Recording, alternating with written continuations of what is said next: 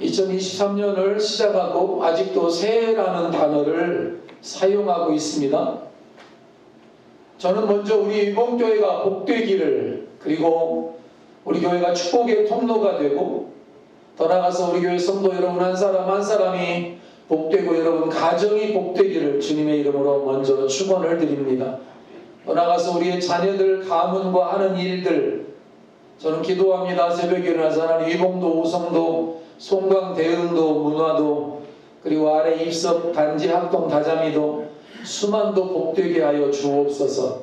거기도 물론 교회가 있습니다만 그 교회들도 우리 교회에서부터 지금 나간 교회들, 떠나가서 소양면과 동상면도, 완주군도, 전라북도도 복되게 행복한 한 해가 되기를 소망하면서 기도합니다.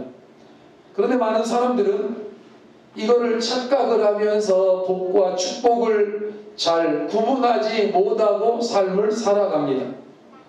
하나님 앞에서 이 두 단어, 복이라는 단어와 축복이라는 단어가 같은 뜻이라고 생각을 하면서 사용을 합니다만, 오늘 이 아침에는 이 두 단어를 좀 확실하게 구분할 줄 아는, 그래서 이 단어를 더 힘있게 말하고 더 힘있게 사용하고 선포하면서 하나님의 은혜들을 경험하며 누리는 우리 모두가 되기를 주님의 이름으로 축복합니다.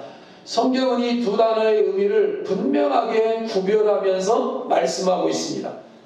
창세기 1장에 있는 말씀 한번 같이 읽겠습니다. 하나님이 자기 형상 곧 하나님의 형상대로 사람을 창조하시되 남자와 여자를 창조하시고 하나님이 그들에게 복을 주시며 라는 말씀을 성경이 증언하고 있습니다. 누가 복을 주느냐면 하나님이 주십니다. 하나님이 그들에게 복을 주셨다. 그래서 우리가 하나님의 복을 사모하며 복받기를 기도하고 복받기를 갈망하는 건 절대 잘못된 게 아닙니다. 하나님 복 주시기를 원합니다. 하나님 복 받기를 원합니다. 하나님 복의 통로가 되기를 원합니다 라고 하는 여러분 기도 고백들 하나님 앞에 많이 말할 수 있기를 축원합니다. 그 말이 내 귀에 들린 대로 내가 시행할 거다. 하나님 약속하셨어요. 이게 많이 말하는 게 아이고 뭐 저런 사람이라 해서 그렇게 복이 좋아? 이게 아니라 그렇게 말하고 고백하는 그 고백 속에 하나님이 일하고 역사하시는 것이니까.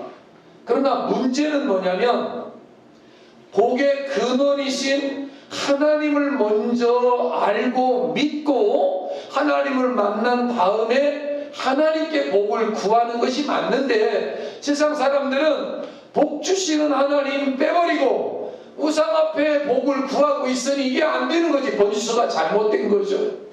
나무에게 빌고 돌에다 빌고 돼지머리 앞에 빈다고 해서 복이 올 것 같으면, 그러면 누가 부자가 안 되고 누가 복을 못 받겠느냐. 근데 그게 아니라는 게 문제죠. 그래서 복을 원하지만 복 주시는 하나님, 그분을 알지 못하고 구하기에 제대로 된 복을 누리는 게 아니라 오히려 우상 앞에 절하고 제사에서 귀신을 초청하고 귀신의 저주의 삶을 내어놓는 악순환의 역사들이 계속되어지는 거죠.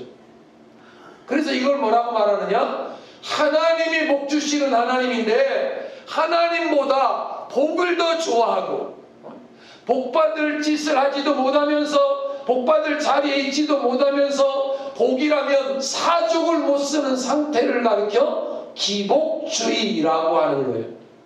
기복주의. 사람들이 하나님이 아니라 하나님이 주시는 복 그 자체를 목적으로 삼고 살아가는 거죠. 이런 예를 한번 들어볼까요? 저는 이번 주에도 자동차가 몇 번 가다가 스르르 죽는 거예요. 여러분 자동차가 가다가 그렇게 죽으면 돼요? 안 돼요? 안 되잖아요. 얘가 가다가 아니 몇 번씩이나. 사실은 작년 7월에 그랬어요. 우리 가정에 결혼식이 있어서 교회 차에 장모님과 또 처형과 형님, 그리고 또 둘째 처형과 저하고 집사람하고 또 우리 아들하고 같이 서울에 이제 결혼식에 가서 결혼식을 참여하고 내려오는데 서해안고속도로로, 저가가 군산이니까 서해안고속도로로 내려오는데 나하고 이제 아들하고 운전을 교대했잖아요. 그래서 나는 이제 조수석에 넣고 안 PD가 운전을 하다가 갑자기 나보고 그러는 거예요. 나를 깨워. 그래서 뭐라 그러냐면 이 계기판에 뭐가 이렇게 자꾸 불이 들어온다는 거예요. 근데 얘가 하나씩 늘어난대. 그래서 내가 이렇게 보니까 ABS도 불이 들어오고 미끄럼 주위에도 불이 들어오고 뭐가 막 계속 노란불이 들어와. 노란불은 경고등이거든요. 빨간불은 그게 완전히 안 된다는 상황인데 노란불은 빨간불이 들어오면 이제 완전히 뭐가 문제가 되니까 조심하라, 그런 경고등이에요. 그래서 내가 앞이한테 야 이거 문제가 있다, 이거 잘못하면 차 쓸 수도 있겠다, 빨리 우측으로 갓길로 빨리 차를 세우자. 1차선으로 100km 넘게 지금 달리고 있는 상황에서 그런 상황을 맞이했으니까 그래가지고 우측으로 차를 빼는데 정말 여호와 이래요. 우측으로 차를 빼면서 쭉 가다 보니까 거기 우측에 임시 휴게소가 있는 거예요. 임시 휴게소가 바로 눈앞에 나와. 커브를 도니까 그 있는지도 몰랐어요. 그러면서 휴게소에 쭉 들어가서 거기서 차가 서. 그대로 서. 그러니까 이 드라이브는 D가 있잖아요. 드라이브가 들어가 있어. D가 들어가 있고 그 상태로 엔진이 서서 이제 이거를 움직이려니까 안 움직여. N으로도 안 가고 파킹으로도 안 가고 꼼짝달싹을 못하고 차가 그냥 그대로 섰어요. 그래서 보험회사에 전화해가지고 레카차를 불러서 그 차가 이제 청양으로 그 차를 끌고 가서 이제 고쳤는데 50만원 넘게 들어서 배터리도 바꾸고 제네레이터도 바꿔가지고 그렇게 해서 이제 모셔다 드리고 이제 왔는데 요 근래에 계속해서 이 차가 앞에 계기판이 점점 희미해지다가 그리고 쓰는 증상이 몇 번씩 생긴 거예요. 근데 어제 그제는 저희가 선교회가 지금 매주 화요일마다 풍남문 광장에서 버스킹을 하잖아요. 근데 버스킹 하는 사람들에게 음식을 제공하고 싶어서 우리 모임에서 푸드뱅크를 열었어요. 그래가지고 지하실에 푸드뱅크 사무실을 만들고 냉장고 대형 큰 거 2개를 가져다 놓고 푸드뱅크에서 음식도 지원받고 군산에서도 음식을 지원받아서 매주 화요일마다 풍남문 광장에 우리로 말하면 정보미포대로 한 10개나 한 12개 정도의 음식을 마련해가지고 계속 나눠주는 일을 하고 있거든요. 그런데 화요일날 제가 월요일날 기독교연합회 모임이 있어서 가서 잠깐 모임하고 오는데 거기에서 전화가 왔어요. 목사님 어디 계시냐고. 그래서 왜 그러냐고 그랬더니 거기 지하실이 침수가 됐대요. 그러고는 이제 저를 찾아서 침수가 되는데 어떻게 해야 될지는 모르겠다고 사모님이 그래서 내가 양수기가 있으니까 가지고 가겠노라고 그렇게 해가지고 거기 가서 이틀 동안 물 퍼냈는데 정말 고생했어요. 지하에서 올라가는데 펌프가 물을 잘 못 품어 올리는 거. 이게 올라가다가도 또 터져 내려오고 계속해서 애를 써서 무릎 이상까지 찬 물을 다 빼내고 나서 그때 가서 이제 그 밸브를 잠그고 나서 나머지는 수건으로 이틀 동안 짜내고 가서 나르고 짜내고 나르고 그리고는 이제 그 양수기를 반납하려고 가는데 제 양수기가 또 안 돼서 하나 빌린 거를 계기판에 또 불이 또 들어와. 또 이렇게 또 들어와. 이거 봐라. 또 들어오네. 그러면서 내가 그래서 하나님 여기 저 사거리 좀 건너가서 좀 쓰게 해주세요. 여기 서버리면 이거 이제 이것도 안 되고 저것도 안 되고. 근데 마침 신호등에서 그 풍남문 가는 그 큰 길 거기 사거리에서 서 있다가 한쪽 가해로 싹 섰는데 그때 시동이 싹 꺼지는 거예요. 되게 착하더구만. 그리고 나서 내가 그거를 배터리를 하나 차에 싣고 다녔잖아요. 몇 번 죽는 것이 막 스트레스가 받아서. 그래서 배터리하고 점프선을 가지고 다니는데 그거를 점프해가지고 쌍용 자동차에 가서 왜 이렇게 자꾸 그러는지 모르겠다고 그랬더니 나보고 그분이 그래. 얼마 들려서 고쳤냐고. 그래서 한 50만 원 넘게 들어 고쳤다고. 그랬더니 그분이 그럽니다. 발전기를 재생을 써서 그렇다고. 거기 사람이 속인 거예요. 새거가 아니라 재생을 했는데 재생을 한 6, 7개월 정도 되면 발전을 잘 못하니까 이제 발전이 안 되니까 그렇게 죽는 거래요.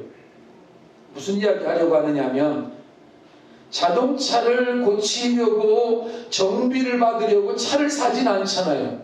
차는 이용해서 어딘가를 가려고 하는 것이 목적이잖아요. 근데 차를 사가지고 막 그 허구한 날 카센터 가야다 차를 세워놓는다든지 거기다가 가서 정비를 받고 허구한 날 그렇게 하면서 차를 쓰는 건 아닌 것처럼 하다 보면 고장도 나게 되는 거잖아요. 배터리도 뭐 나갈 수도 있는 거예요. 그러면 가서 정비를 받는 게 목적이지, 하나님이 우리에게 복 주시는 하나님 앞에서 복을 갈망하는 이유가 뭐냐면, 하나님이 주시는 그 복 그 자체가 목적이 아니라 이 복을 받아서 하나님께 영광을 올려드리고, 이 복을 받아서 사람들을 이롭게 하고, 이 복을 받아서 또 다른 사람들에게 유통하며 나눠주면서 사람다운 삶을 살려고 복을 구하는 거지, 복 받아가지고 쌓아두고 통장에 담아놓고 땅만 늘리고 이런 게 하려고 하는 게 아니라는 거지. 이게 하나님이 하나님이 주시는 복이 우리더러 복 주셔서 너만 잘 먹고 잘 살아 그런 게 아니라 나누고 베풀고 섬기는 통로로서 복 주시려고 하는 거다. 축복이라고 하는 말은 뜻이 달라요. 축복이라고 할 때 그 축은 빈다는 뜻이어서, 그래서 축복합니다. 내가 여러분을 향하여 제가 권사님 축복합니다, 하나님 축복합니다, 이런 단어와 복이라고 하는 단어는 같은 뜻과 같은 단어가 아니라는 사실을 성경이 우리에게 증언하고 있는데, 이야기를 한번 해보고 싶은 거예요. 사람 사이에서는 이런 단어가 가능해요. 당신을 축복합니다, 이런 단어가 가능해, 사람에게는. 그러나 이 단어를 하나님께 쓰면 안 돼요.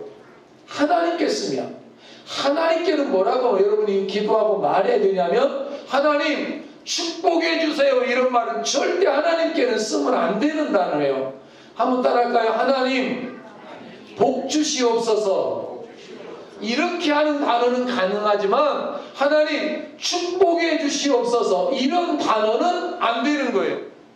이런 단어는 안 돼. 왜 그러냐면, 하나님 앞에 하나님 축복해 주세요 라고 하는 뜻은 하나님 말고 또 어떤 복 주시는 존재가 있는데, 그 존재한테 하나님 대신 좀 복 달라고 빌어주세요 이런 뜻이 되니까, 아니야, 그 말은 아니고, 우리는 여러분을 향하여 축복합니다, 이게 가능해요. 집사님을 축복합니다, 하나님 누구를 축복합니다, 이런 말은 얼마든지 가능해. 왜 그러냐, 내가 복을 주는 게 아니라 하나님이 복을 주니까, 하나님 권사님에게 하나님 우리 마을에 복을 주세요, 이때는 축복이라고 하는 단어를 쓰는 게 합당한데, 가끔 저도 이 습관이 돼가지고 하나님 복을 주시옵소서 이렇게 말해야 되는데 뭐라고 기도한다고요?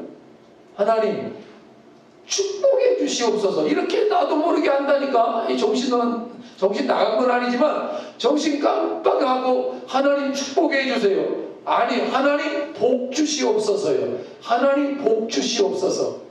한번 다시 따라할까요? 하나님 복 주시옵소서. 하나님 복 주시옵소서. 여러분 늘 머릿속에 하나님 축복해 주세요가 아니라 하나님 복 주시옵소서, 하나님 복 주시옵소서. 그 단어고, 사람에게는 하나님 누구를 축복해 주시옵소서, 사람에게 복 주시옵소서인데, 사람을 향하여서는 내가 당신을 축복합니다, 하나님께는 복 주시옵소서, 사람에게는 축복합니다. 이게 자꾸 헷갈려요. 그런가 창세기 12장 1절로 3절에서 하나님 이렇게 말씀하셔요. 아브라함에게 이르시되, 한번 읽어볼까요? 여호와께서 아브라함에게 이르시되 너는 너의 고향과 친척과 아버지의 집을 떠나 내가 내게 보여줄 땅으로 가라. 그래서 가지요. 내가 너로 큰 민족을 이루고 내게 복을 주어 내 이름을 창대하게 하리니 너는 복이 될지라. 이게 복이, 너는 복의 통로가 된다, 그런 뜻이에요. 너를 통해서 사람들이 복을 받게 될 거다, 이런 뜻인데, 가볼까요? 너를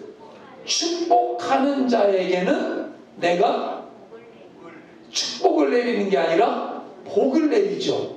그러니까 다시 한번 볼까요? 너는 아브라함이요, 아브라함을 뭐 하는 자에게는, 축복하는 자에게는 그러니까 사람과 사람에게는 뭐를 하고 축복하고, 하나님께는 뭘 하고 복을 빌고, 하나님은 복을 주시는 분이고 우리는 하나님 앞에 뭐하고 축복하고, 하나님 복 좀 주시옵소서 비는 거예요, 간구하는 거예요, 기도하는 거예요. 그가 축복이라는 뜻이고 하나님은 복을 주신. 그래서 또 나오죠. 너를 저주하는 자에게는 내가 저주하리니 땅의 모든 족속이 너로 말미암아 복을 얻을 것이라 하신지라. 하나님께서 복과 축복을 명확하게 구분해서 말씀을 해주시는데, 하나님이 주체가 되셔서 복을 주실 때에는 복이라고 말을 하고, 인간이 주체가 되어서 복을 구할 때에는 축복이라고 하는 단어를 써야 한다. 그러므로 우리가 하나님 앞에 복을 구하는 기도를 드릴 때 뭐라고요? 하나님 복을 내려 주시옵소서 이렇게 해야지, 하나님 앞에 축복해 주시옵소서 이러면 안 된다. 물론 하나님이 우리 아이들이 우리한테 말도 안 되게 어려울 때, 말 배울 때 틀리는 말해도 엄마 아빠가 다 알아듣고 그대로 해주지만, 그러나 하나님 앞에서 우리가 좀 더 구체적으로 제대로 된 기도, 그 복을 내려 주시옵소서가 정상인데, 이 복은 문자적으로는 창대케 되어지는 것을 뜻해요. 번영을 뜻해요. 그래서 아브라함을 향하여 뭐라고 말하냐면, 너 큰 민족이 될 거야. 크게 창대하게 될 거야. 다른 말로 너 번영하게 될 거야. 잘 되게 될 거야 라고 말씀하시는 그 단어가 복이라고 하는 단어인데, 큰 민족을 이루는 것과 이름이 창대하게 되는 것이 바라크라고 하는 내용입니다. 복의 내용입니다. 그렇습니다. 성경의 역사를 보면, 인류의 역사를 보면 하나님 잘 믿는 민족과 하나님 잘 믿는 국가는 경제적으로도 문화적으로도 사상적으로도 어떤 의미로도 창대케 되어지는 역사를 경험들 했습니다. 초대교회 성도들에 의해서 복음이 전달되었던 로마 제국이 창대하게 되어서 여러분이 알다시피 모든 길은 로마로 통한다. 그런 정도로 나라가 창대하게 되었죠. 물론 뒤에 정치를 잘못하고 내분 집안 싸움으로 로마도 망하고 제국들도 망했습니다만, 마틴 루터에 의해서 독일에서 종교개혁이 일어났죠. 그리고 독일 민족이 창대하게 되었죠. 근데 그 창대하게 된 독일 민족이 또한 그 복을 제대로 누리지 못해서 히틀러 같은 독재자를 키워서 전 세계에 세계 전쟁을 일으키는 잘못된 통로가 되기도 했죠.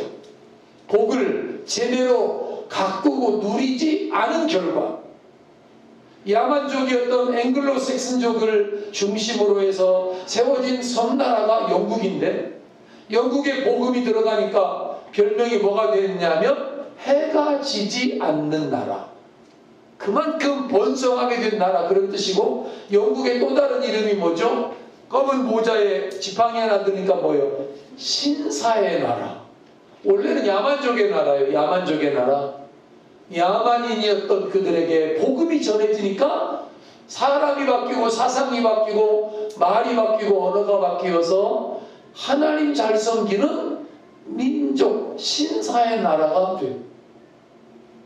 복음을 지키기 위해서. 그러나 그 영국도 결국은 복음을 끝까지 제대로 안 지키고 나중에는 영국의 국교라고 하는 것이 생겨서 예수 믿는 사람들을 핍박하게 되니까 신앙의 자유를 찾아서 영국에서 메이플라워를 타고 아메리카 대륙으로 이주해서, 그들의 이름이 청교도들인데 성경에 손을 얹고 하나님 앞에 기도하면서 나라를 세우죠. 그 나라가 오늘날 미국이라고 하는 나라죠. 안타깝게도 오늘날 미국은 많이 미국스럽지 않은 나라가 되었습니다. 그 계기가 언제였느냐면 1962년 존 F 케네디 대통령 시절에 공립학교에서 성경을 가르치고 주기도문을 외우며 십계명을 외우도록 하는 것을 금지를 시켰던 엥겔 판결이 1962년 10월 5일 날인가 이게 엔겔 판결이 내려져서 성경 위에 손을 얹고 하나님 앞에 선서하고 그 돈에도 하나님을 온전히 신뢰하고 하나님이 최고라고 쓰여져 있으면서 믿음 안에서 세워졌던 나라가 그 하나님을 버리고 하나님의 말씀을 버리고 바로 이렇게 아이들이 모이면 뭘 하느냐면 먼저 성경에 손을 얹고 기도하면서 공립학교에서 주기도문 외우고 십계명을 암송하면서 이렇게 했던 이 아이들에게 이거를 금지시켜서 그래서 62년 6월 25일 미국 연방대법원은 공립학교에서 하나님과 성경을 가르치는 것에 금지 판결을 내려요. 이 뒤부터 미국이 저렇게 난장판속이 되어져 가요. 동성애를 비롯해서 마약을 비롯해서 총기 난사를 비롯해서 미국이 전 세계 자기들이 유일한 경찰국가처럼 행세를 하지만 옛날 같지 않죠. 옛날 같지 않죠. 급속도로 약해지죠. 옛날 같았으면요 아마 러시아가 저렇게 우크라이나를 집어삼키려고 전쟁을 했다면 벌써 군대를 아마 파송하고 움직이고도 남았을 텐데 지금은 그렇게 할 돈이 없는 거예요. 미국이 사실은. 그러니까 탱크를 보내겠다. 물론 미국이 전쟁에 개입하면 러시아와 세계대전이 일어나기 때문에도 안 한다고 하긴 하지만 어찌되었든지 간에 하나님을 믿는 믿음 속에서 창대케 되어지는 역사, 그 창대케 되어지는 역사들을 여러분 우리가 경험하고 누리기를 원하되 끝까지 그것들을 잘 지켜갈 수 있는 지혜가 있기를 주님의 이름으로 축원을 드립니다. 시작이 좋았으면 끝도 좋아야 되겠고 시작이 아름다웠으면 끝도 아름다운 신앙생활, 믿음의 생활이 되어지기를 소망합니다.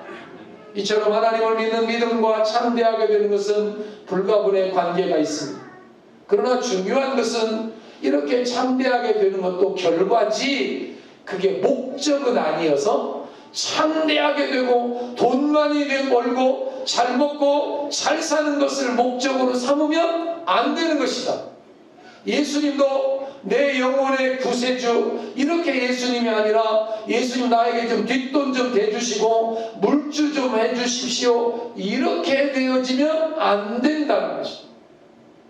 세상적인 창대함이나 세상적인 번영을 복이라고 한다면 우리나라에서 제일 복받은 사람은 아마 재벌들 아니겠어요? 이병철이니 현대가니 부산이니 이런 사람들 재벌 총수 그들이 복 있는 사람이겠죠. 그러나 성경은 그들에게 복 있는 사람이라고 말하지 아니하고 하나님 안에서 믿음으로 살아가며 예수 그리스도 안에서 하나님 말씀을 순종하고 성경 말씀 따라서 살아가는 한 사람 한 사람을 향하여 한번 따라할까요? 복되도다 너여 복이 될지라. 누구에게 그 말을 하죠? 아브라함에게 그 말을 하죠. 누가 그 말을 하죠? 다윗이 시편 1편에서 복되도다 너여 악인의 길을 쫓지 아니하고 주인의 길에 서지 아니하고 오만한 자의 자리에 앉지 아니하고 오직 여호와의 율법을 즐거워하여 그 말씀을 사랑하고 묵상하며 살아가는 네가 복이 있다. 많은 그리스도인들이 이 창대함이나 번영을 복으로 인식해서 하나님을 어르거나 달래서 그 창대함이나 번영을 이루어 보려고 하는 이런 기복신앙으로 자신들의 믿음을 전락시켜가는 경우들도 보이는데 여러분 우리는 이런 기복신앙이 아니라 먼저 하나님의 얼굴을 구하기를 소망하고 먼저 하나님이 좋아서 하나님의 말씀이 좋아서 하나님의 뜻을 따라서 살아가는 한도 안에서 하나님이 복 주시고 하나님이 이끌어 주시고 하나님이 때로 창대하거나 번영케 하는 그런 것들의 주인공들이 다 되기를 주님의 이름으로 축원합니다. 두 번째로 행복이라는 의미가 있어서 신명기에 보면 같이 파란 글씨를 읽어봅니다. 내가 오늘 내 행복을 위하여 내게 명하는 여호와의 명령과 규례를 지킬 것이 아니냐. 아멘. 하나님께서 우리에게 주시는 복 중에 행복이라고 하는 단어. 복은 복인데 행복. 세상에서 열심히 살아서 창대함과 번영을 이루었다고 칩시다. 근데 창대해서 돈도 많이 벌었어요. 번영도 이루었어요. 근데 바람 피우다 가정이 깨져. 그리고 유산 싸움으로 자식들 간에 재판을 해. 이거는 행복이요 불행이요? 불행이지. 그건 하나님 주시는 복이 참된 복이 절대로 아니죠. 잠언 17장 1절 한번 더 같이 읽어볼까요? 마른 떡 한 조각만 있고도, 여러분 마른 떡이 한 조각만 있어 부자인 거요? 가난한 거요? 가난한 거지. 여러분 그렇게 되지 않기를 축복합니다. 우리 가래떡이 좀 많기를 축복합니다. 한 조각 말고. 근데 마른 떡 한 조각만 있어. 그런데 그 다음에 화목하는 것이, 그 다음에 제육이 집에 가득하고도 뭐하는 것보다 낫다. 다툼. 유산 싸움하고 다투고. 마른 떡 한 조각만 있어도 화목하고 행복을 누리는 것이 고기 반찬이 가득하고도 날마다 찢고 볶고 싸우고 헐뜯고 이런 것보다는 낫다는 이야기를 성경이 여기서 설명하면서, 여기에 나오는 단어가 제육이라는 단어가요, 사실은 제사의 제물을 의미해요.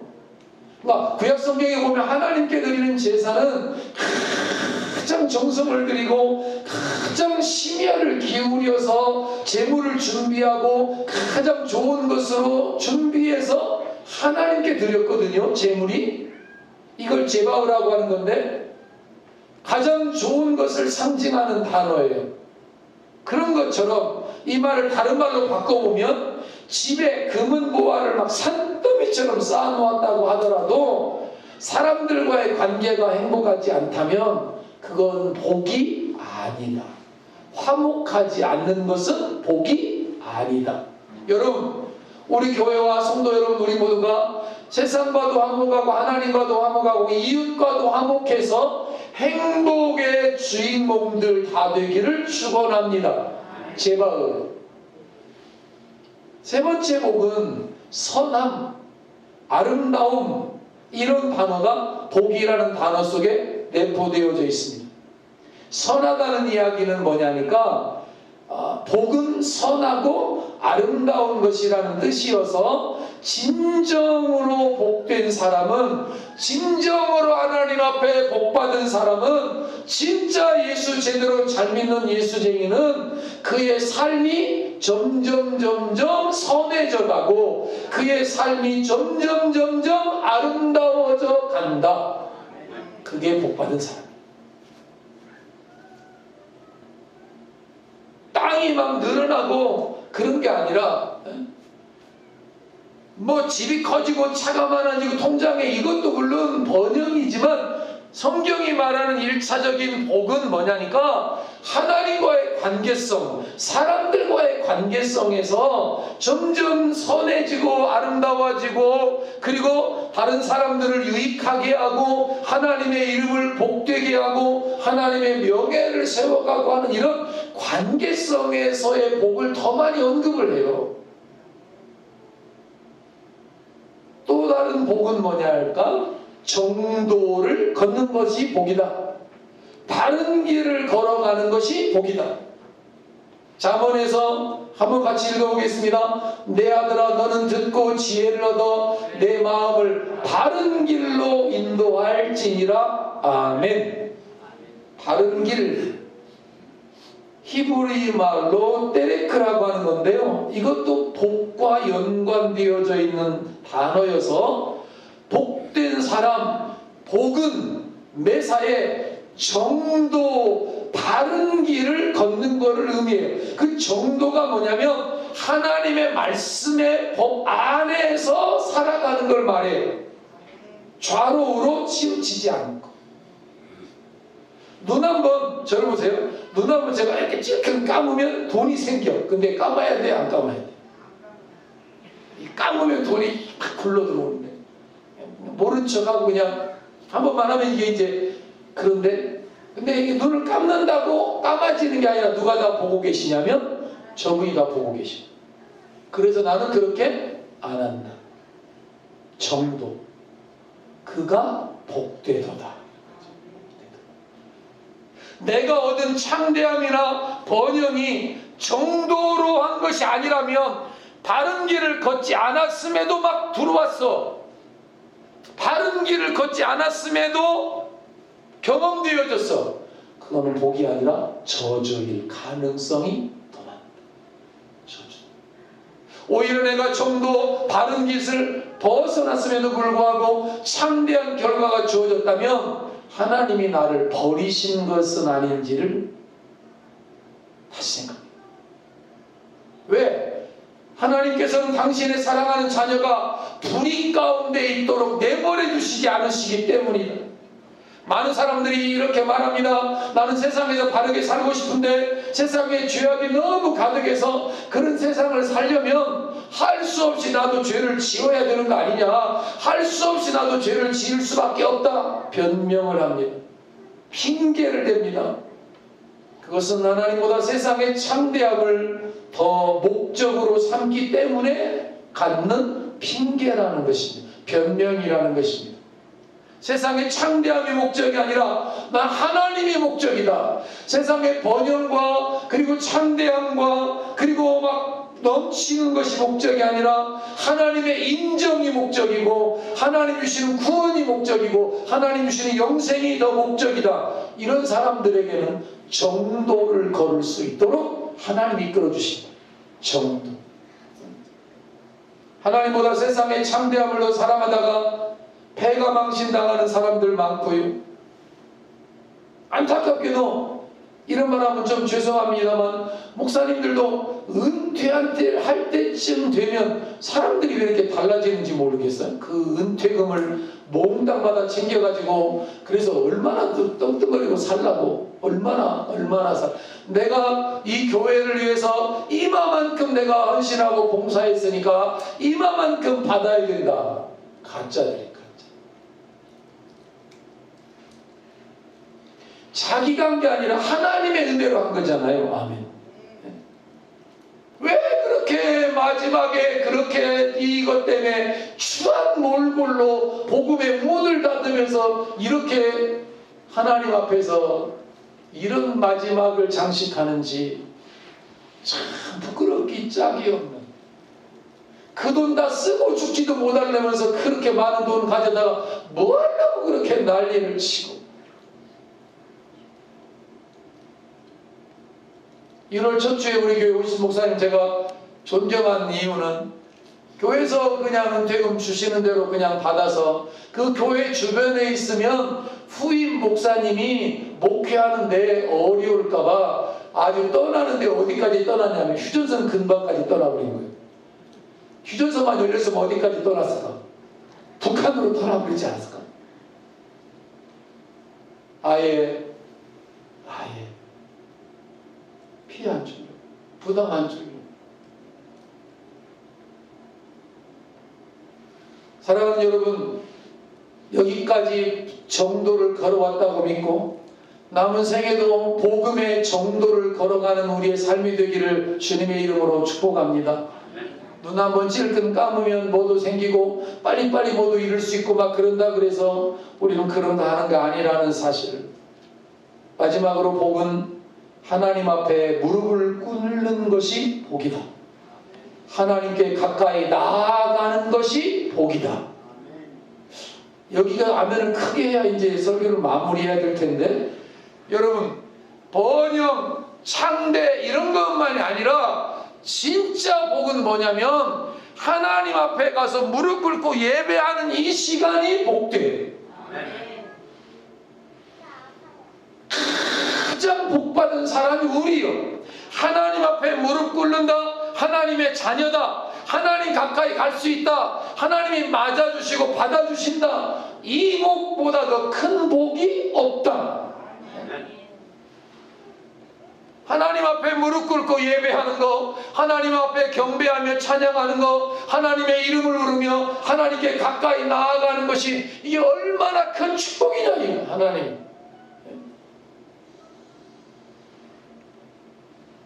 그래서 무릎을 꿇다. 이게 히브리 말로 바라크인데 복의 의미에서 복주다. 매 순간 하나님 앞에 무릎을 꿇고 매 순간 하나님께 더 가까이 가고 매 순간 하나님을 경배하는 것이 그게 복이다. 복. 예배가 뭐다? 복이다. 복. 하나님 앞에 드려지는 찬양이 복이다. 지난주에도 통나무 광장에서 찬양하는데 바깥의 기온이 영하 20도 뭐 15 체감온도 막 그렇게 추운 시간에 광장에 나가면서 무슨 생각을 했냐면 사람들이 오늘 나올까? 여러분 같으면 나오겠어요? 안 나오겠어요? 아무리 삶이 어려워도 나 같으면 안 나갈 것 같아요. 근데 나가서 우리가 짐을 내리는데 한 분이 그러는 거예요. 목사님, 우리는 3시간 전부터 와서 기다리고 있었습니다. 아침부터 와서 기다렸습니다. 근데 마침 그날 집사람이 오뎅을 준비를 해가지고 가서 오뎅을 끓여서 한 그릇씩 나누어 드렸더니 그렇게 좋아할 수가 없어요. 그 추위에 오뎅 한 그릇 그것으로 추위를 녹이면서 함께 예배하는데 그렇게 우리의 마음이 기쁠 수가 없어. 그 시간에 그렇게 예배하고 그렇게 하나님 앞에 비록 짧은 시간이지만 그렇게 모인 시간이 복되도다. 그랬더니 거기 같이 참여한 한 사모님이 집사람에게 어떻게 이렇게 오뎅을 끓일 생각을 했느냐고 그러면서 다음 주에도 오뎅을 한 번 더 끓였으면 좋겠다고 그 자리에서 20만 원을 그 재료비로 줬다는데 지금 고민이 됩니다. 왜냐니까 내일 모레 서울에 내가 가서 뭘 하여올 게 있기 때문에 그럼 다름 아닌 5m짜리 트리를 하나 싣고 와야 되겠네.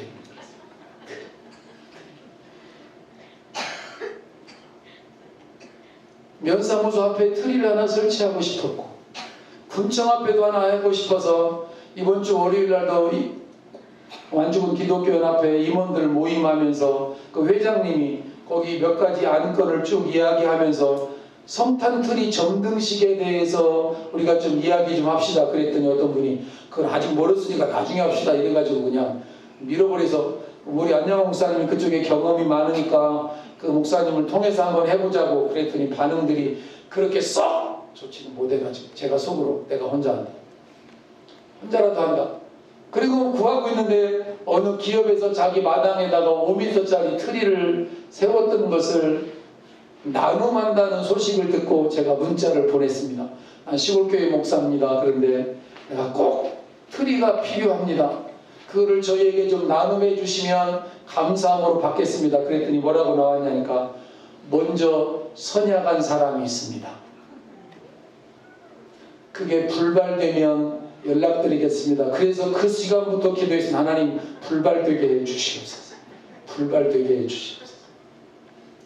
그랬더니 연락이 왔습니다. 그날 화요일날 풍남문 광장에서 찬양하는 그날 찬양하니까 하나님이 열어주셨다고 난 생각. 근데 뭐라고 말하냐니까 다음 주 화요일날 10시까지 와서 철거해 갈 수 있냐고. 그래서 제가 예 갑니다. 예 갑니다. 두 말 안 하고 예 갑니다. 근데 알고 보니까 화요일날에 또 그랬어요. 그래서 지금 화요일날 그걸 철거해가지고 올 시간하고 풍남문 광장하고 찬양 시간이 겹치긴 하지만 그래서 오뎅국은 다음으로 한 주간 연기해서 끓이려고 마음을 먹었는데 무슨 이야기 하려고 하느냐면 하나님 앞에 나아가는 게 복이고 하나님을 생각하는 게 축복이고 하나님께 가까이 가면서 그분 앞에서 그 푸드뱅크의 물을 이틀 동안 집사람하고 그 물 넘쳐나는 그 물 퍼내면서 모타 품고 양수기 품어가면서 수건으로 짜내면서 그러면서 허리 아프고 몸 아프고 피곤해도 그게 복이고 하나님과 관계되는 모든 것이 복이다. 왜? 그분이 복의 근원이니 그분과 가까이함이 복이다. 그분을 예배함이 복이다.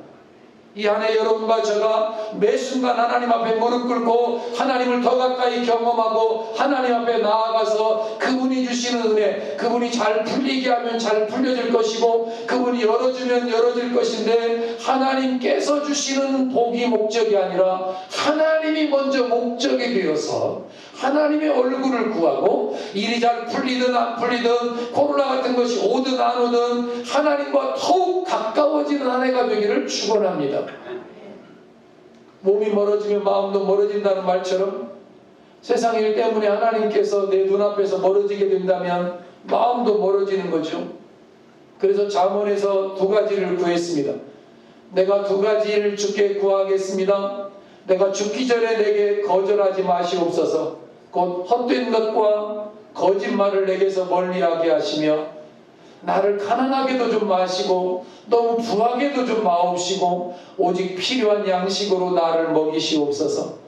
혹 내가 배불러서 너무 부자가 되어가지고 하나님을 모른다, 여호와가 누구냐, 내가 자수성가했다, 이렇게 교만 떨지 않게 해주시고, 혹시 내가 너무 가난해서 먹을 게 없으니까 슈퍼에 가서 물건을 훔쳐먹는 도둑질을 하지 않도록, 그래서 내 하나님의 이름을 욕되지 않게 하여 주시옵소서. 참으로 아름다운 기도를 생각하면서 올 한 해도 세월을 아껴서 시간을 아껴서 하나님 앞에서 예배하고 그리고 하나님의 면전에서 살아가는 저와 여러분의 삶이 되어지기를 다시 한 번 더 주님의 이름으로 축원을 드립니다. 하나님이 여러 가지의 복을 오늘 우리에게 말씀하셔서도 가장 큰 복은 이 복입니다. 다섯 번째 이 복. 한 번 더 따라할까요? 하나님 앞에 무릎을 꿇는다. 하나님께 가까이 나아간다. 이 복의 도구들로 우리 모두가 쓰여지면 나머지 앞에 번영과 창대와 행복이나 이런 모든 것들은 하나님이 플러스의 은혜로 우리에게 더하여 주실 줄로 믿습니다. 참 좋으신 하나님 감사합니다.